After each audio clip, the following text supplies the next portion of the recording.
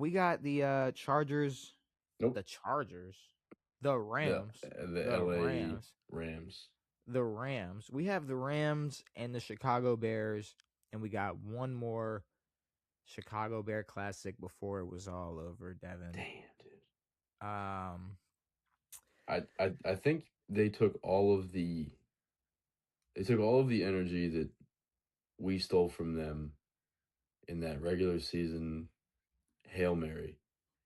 And they have now used it against the rest of the league. Um, some real magic. oh yeah. Really, really, really cool shit from these teams. A little bit of luck involved on both sides, a little bit of lackluster play. Um, but some cool shit. I think out of all these teams we've talked about, Buffalo, fucking, and we're talking about based on their playoff performance, Buffalo, New England, Denver, Chicago. Chicago deserved to be here the most. I know. They deserve to be in the postseason the most. They I know. played their fucking asses off. Caleb Williams, yeah, he turned the ball over 3 times. Uh, it is what it is. He threw a pick The in last pick, overtime. I know people are putting that on DJ Moore a little bit, but Yeah, could have been. maybe But it is what it is. But between this game yeah, and last game, for the most part, Caleb Williams can fucking deliver. yeah, shows And up. the fact Now, like, that's a pretty crazy play. Like, that doesn't happen. That's not going to happen often. And what's funny about this, I don't mean to cut everything off, but like the same things that we criticize him for, when it goes well, now we praise him for it. That's the one of the biggest issues with Caleb is his idea of scrambling is Pac-12 football, running straight fucking back and launching that bitch. And then when he does run straight fucking back and launch that bitch and they score a touchdown, it's pretty sick. But it is an issue when it does not turn out well. no, so the difference between scrambling, the difference between Caleb Williams scrambling, there's two different types of scrambling. There's scrambling for your life and having to rush a throw or trying to make something work, or scrambling because there's always pressure in the game of football, and you Sure. throw an absolute fucking dot in the end zone. Agreed. And then you Like did it the that week was, before, and and then it's you a did it in the regular season in overtime versus Green Bay. Like you've been doing it all year. yes. It was 50. That was basically a 50-yard throw into a basket. Now a little hand fighting from Komet and Durant. A little bit of A a little push bit. off. It was kind of like Durant didn't know that there was going to be a ball coming, and they were kind of just wrestling each other, and then Komet kind of just pushed and let go. I'll say maybe he didn't extend his arms all the way, so they didn't call it. It wasn't okay. I think he extended his arms, but it wasn't a shove. It was an Oh, see, arm I extension and a thought. step back. Okay, see, I thought he just moved him enough, did enough to move him, and then slowly drifted I think back. they were hand fighting, and then he extended and took a step back. I don't think it wasn't like a blatant like whiplash shove. Get the fuck out of there. Also, they're not going to be throwing flags on a 4th and 4 with however much time left in regulation. Not going to happen. Yes. So this is the play they're discussing. Okay, now I remember. See, okay, I remember seeing this play and honestly didn't think much of it. Which play? So this catch, I don't know if you remember. I don't know I'll if you pull it up. remember. What did you pull up? It's just look up Rams Bears catch. It's the Devonte Adams catch in the fourth quarter, where he kind of comes down with it, and when he does come down with it, he comes down, lands on his knees, and then after landing down on his knees, it gets ripped out of his hands. Okay, I do remember that. And I mean, to me, the biggest difference is He had possession of the fucking football. Yeah, okay, because here's the thing, because he is stutters like he's up for so long that had they ripped this ball out, that probably is ruled a fumble. Like to the point where this isn't an interception where it's like the catch is still being made, like this Yeah, catch no, is he caught made. the fucking ball. It was just a matter of when the thing came loose. The same way that on a run or like when you're diving for the goal line, where did his knee hit when the ball came out? Yeah. Brandon Cooks, he never possesses the ball. Devontae Adams is down by contact. Here's the biggest difference. Here, I'm gonna tell you what the difference is. Devontae Adams was down by contact and then had the ball ripped out of his hands. Brandon Cooks landed on the ground and it bobbled. He bobbled the fucking ball. He never He had he possession of the football. he comes down and it bobbles and it lands in a defender's arms. I'm Yeah. sorry. Um, but with that being said, I He'd already mean, established the catch. That's a catch. And that was the second play that Burrow was talking about that the refs yes, got yes. correct because they did get both of those calls correct. The refs got it correct. Joe Burrow said it, not us. So if you want to be mad at Joe Joe said it. Burrow. Go be mad at Joe, who's at home with a supermodel right now, not playing football. Go be mad at him. But this was the most entertaining in terms of not watching for hate watch, just watching it for a good game. The best Yes, game. of course. It There went into there was. overtime. This is a game where, yes, I wanted the Rams to win because I'm not a Bears super hater, but fuck the Bears. But I don't want to see Drake win. I didn't want to see Josh. Like Josh was a super hate watch, but that's just us. We just hate the Bills, don't we? No, the Bills hate us. The Bills hate us. The Bills hate us. And And that's the thing. Like I never really hated Josh before, but they make it so much easier to hate Josh now. if people want to go back, and they never will, because who would want to prove us right? Go back and watch early episodes of this, or go back and listen to before we even were visual, the audio pods only. Yeah, We were big fans of Josh Allen. Josh is that dude. We were Josh is that motherfucking dude. And shit, I remember when the Ravens lost to the Bills in the playoffs, and it still wasn't fuck Josh Allen. Mm-mm. But then this Bills Mafia, they got on our heads. I said, all right. We'll never root for Josh Allen again. Ever. Never And again. now I can't do it. I mean, they're still in everybody else's boat. They're not winning. They had me rooting for Kansas City last year. Yeah, it sucks. What the fuck is that? I know. And that's their fault. I'd love to root for the Buffalo Bills, but I can't. Their fans are absolutely horrendous.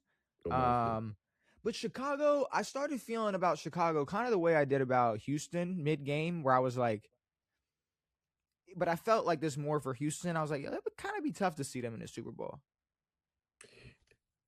Houston less, but the Bears, I was starting to get that feeling because in overtime it was like, oh, Bears are about to win this fucking game, and then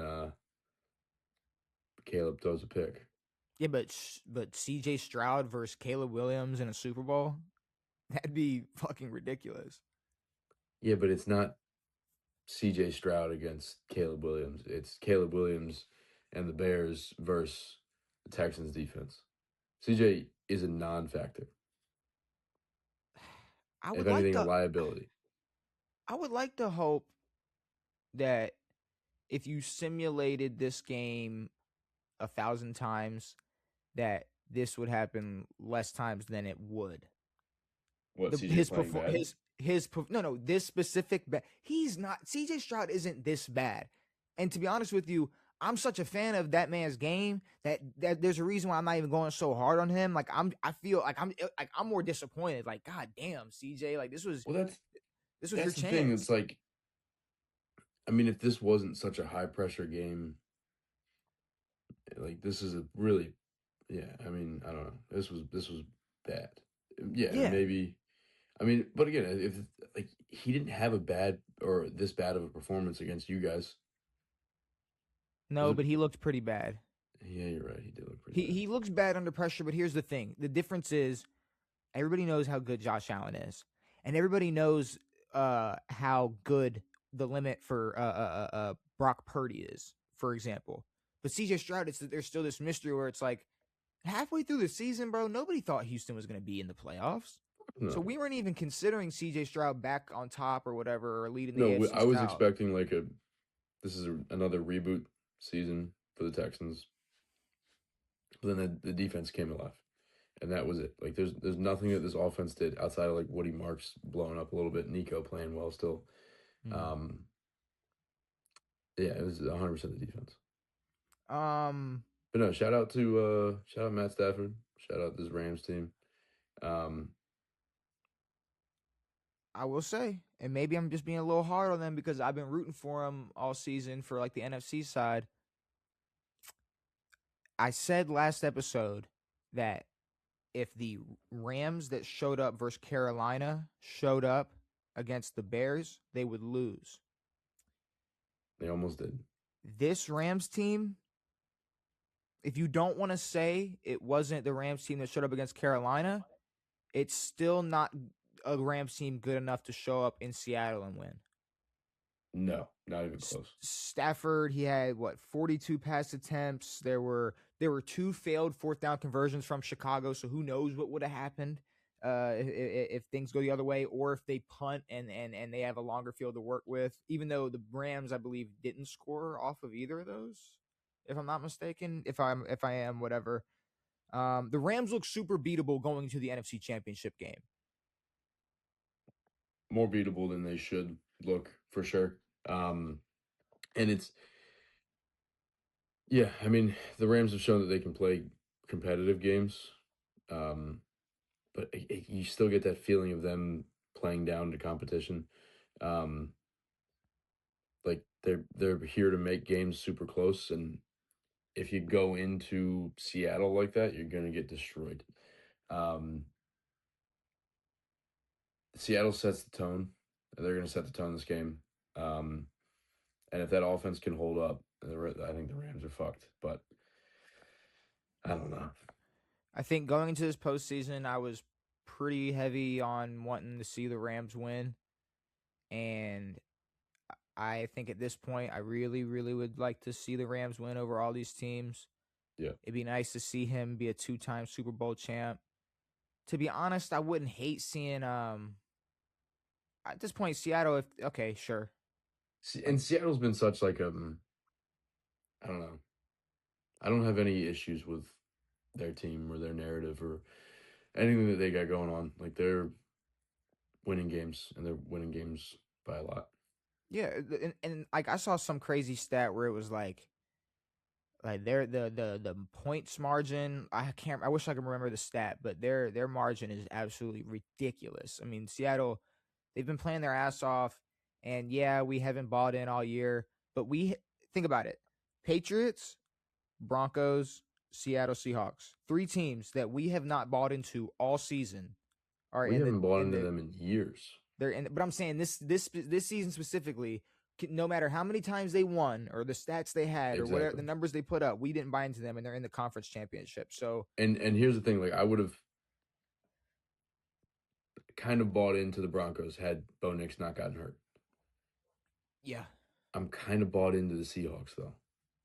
I'm bought And into it's the crazy that NFC. it takes 18 games to get here, but Well, I mean, it's not even. I don't know. It's the thing is, I think for at least for me, I had to see it become a consistent thing of course. in the postseason. Yeah. Like now, it's like okay, well, Sam Darnold, mind you, this was his first playoff win ever. So that's another Really? thing to yeah, this is his first career playoff win. They lost to who last year? The Rams. The Rams in the divisional because they lost the division. No, it was the wild No. card because they lost the division. Yeah. And because the Rams they lost to the Rams in Arizona. Neutral Because site. the Fires. The Fires. Yeah. The Fires in Yeah. California, the Rams couldn't play there, so they The had to Rams play in couldn't play. Arizona, Yeah. and Sam Darnold looked like absolute butt. So I mean, that's just it was what it was. But with that being said, if I was a Rams fan going into this game, I would be worried. I would not have I wouldn't have as much confidence as I wish I would, being a fan of a team who's in the conference championship. No, but there's this, I don't want to say aura, feeling about the Rams that there's an unleashed ability in this team. There's Mhm. an unleashed side of this offense that they haven't, that they can unlock, and they just, for whatever reason, don't unlock. Like maybe they play up to the competition, maybe they play up to the level of the Seahawks, and things go their way, they can win. But yeah, there's something about this Rams team. Like they're not going to fold. They're not going to get blown out. They're not going to end up like the Niners. They're going to make it a fight. Man, I hope not. No, they're not. They're not. I Don't worry hope about not.